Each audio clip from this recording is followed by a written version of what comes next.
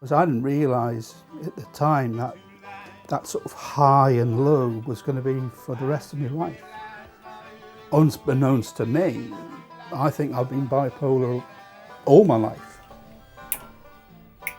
I look at you, is that the best way? Just look at right, look at you, right. Not look at the wind, and not look up, then look at you. But basically focus as you, because you asked the questions, right? Who am I? Alan Harrison. I've got two ambitions in life. One's to get on the Jules Holland show, and the other one's to walk on part in Coronation Street. And then you can happily box me up, you know. The thing is, it's not a band. Well, what is it then? To be honest with you, it's probably more to do with the fact that it's rehabilitation for me, and I'm using music as some type of therapy. In the morning, girl, what do you say?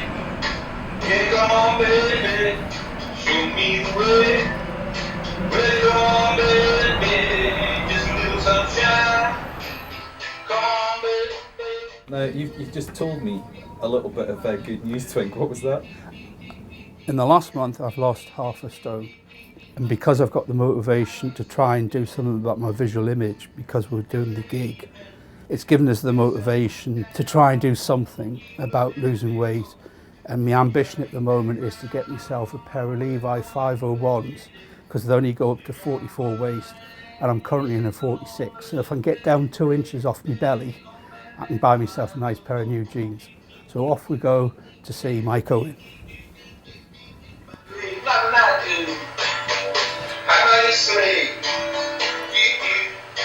Make sure you're tuning spot on for the first verse. The last time you did it, the first time you did it for me, it was like from the second verse onwards, your tuning was fine. It was the first verse that you again hit the wrong note to start singing on. No, that's the chorus, Brian.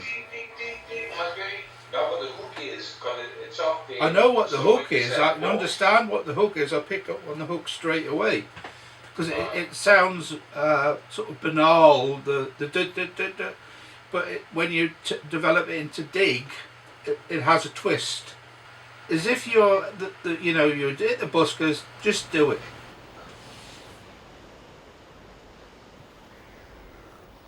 After starting as a trainee sales guy, knocking doors, I got to a point where I'd started as a trainee and ended up a manager of managers. And of course, in those days, if you hit your targets and succeeded your targets, they put more pressure on you to get more and more out of you. And I'd have these ups and downs with the sales cycle. And if we had a particularly good month, my mood would be high. If we had a bad month, I'd be very down. I actually took a massive overdose in 1995 and ended up in intensive care. We need to find out about these complex issues because we lose too many sufferers to any form of mental health. Yeah. And, we're talking life and death issues here. We're not talking about some namby-pamby, can't get out of bed because he doesn't want to go out of bed or whatever it might be. It's a little bit more serious than that. Yes, absolutely. One is struck endlessly by the sort of people who are out there kind of heroically living with these severe illnesses, living lives that, in parallel with the rest of humanity, but some people experiencing the world in very, very different ways from the rest of the mass of us. My psychiatrist never told me I was bipolar. The only reason I knew I was bipolar is because I learnt to read upside down in sales.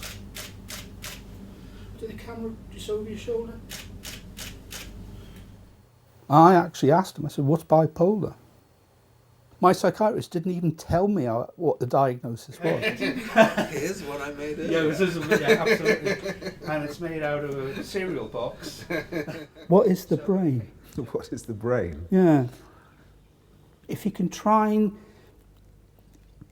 give me, as if you're talking to a child, for instance, because that's where my brain works. You've got to talk to me as if I'm a child. Right, okay, so it's made pretty much out of nerve cells. So nerve cells kind of send electrical messages down their processes and and communicate via synapses with other nerve cells. Those electrical processes are the messages, and the synapses, the connections between them, are where the kind of, believed to be where the kind of computing takes place. Okay. You know, the change in strengths of the synapses in these billions and, 10 to the whatever it is, 14 or something synapses in the brain. I want a picture of your brain. The other way of dividing the brain up is into sort of grey matter and white matter, and then it's organised in a way, it's not just a sort of homogeneous kind of soup, it's organised into sort of different lobes and structures.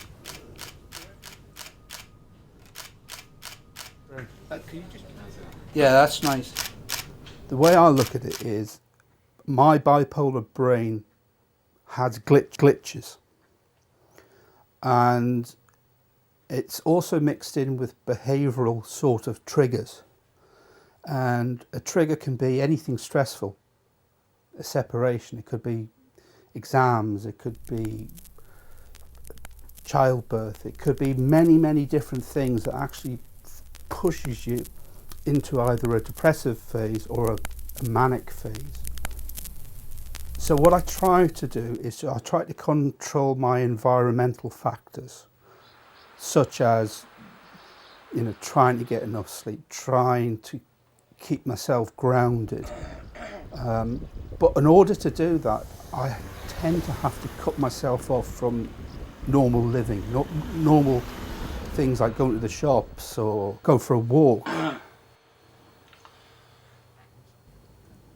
Mike, what is neuroscience? Well, neuroscience is the sort of scientific study of the nervous system, the central nervous system, which is the brain and spinal cord, Right. and the peripheral nervous system, which is all the sensory and motor nerves and a few other things that sort of hang off the outside of that lot. Right. It's studying sort of higher mental functions. What do you mean by higher mental functions? Are things like thought, Yeah. but cognition, emotion, Right. memory, Yeah. these sorts of sorts of things. Starting to put the brain and particular functions together and to try and work out what different bits of the brain did really came from people looking at the effects of localized damage, starting with observing brain lesions, the effects of natural damage. Excuse me, is lesion damage? Lesion is damage, Okay, yeah. sorry. Yeah, sorry. And more recently, the great advances in brain scanning have allowed people to sort of look at how the brain works without looking at the effects of damage, looking at normal function in a scanner.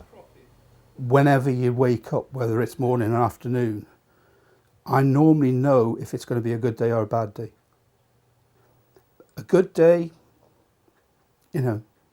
can be as simple as getting through the day, because you can get these real bad days, and a bad day might be thinking, well, should I go on the internet to find out how to tie a hangman's noose? How much more do we need to understand the brain? I suppose what I'm interested in is, maybe this is what you're more interested in, is how much do we need to understand about the brain before we can treat brain disorders? I think it's about raising the profile of psychiatry research generally and trying to get across to people the sense of optimism that we have, that these disorders are tractable to modern scientific approaches, that we can begin to understand them in this way. What's the most amazing thing about the brain? God, there's so much, I think. I suppose the most amazing thing about it, though, is something so complicated is built by a sort of basically a biological process every time someone's born.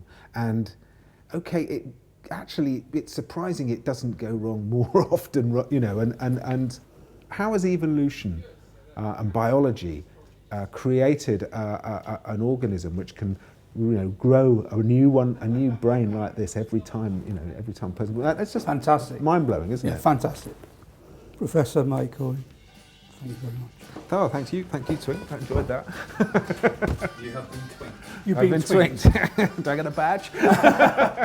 And hopefully I've found some type of stability, and I'm starting to think, well, we've got this band going, and got some hope for the future. I mean, to have the thought that I want to be around until at least next year, until all the films are done.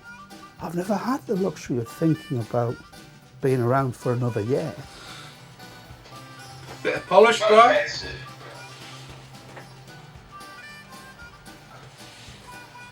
Top of the populous view. Oh, definitely top of the populace. Another swimming pool. I think you'll jump in the first one, you know.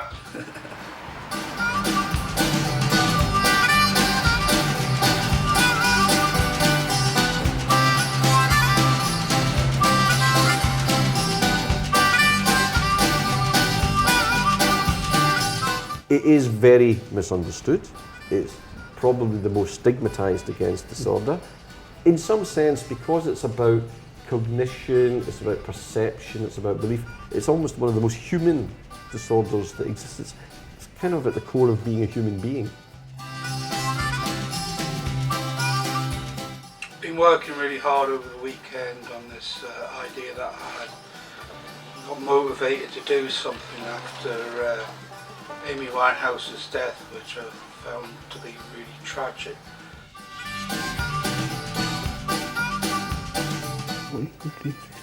I'm actually on 17 tablets a day.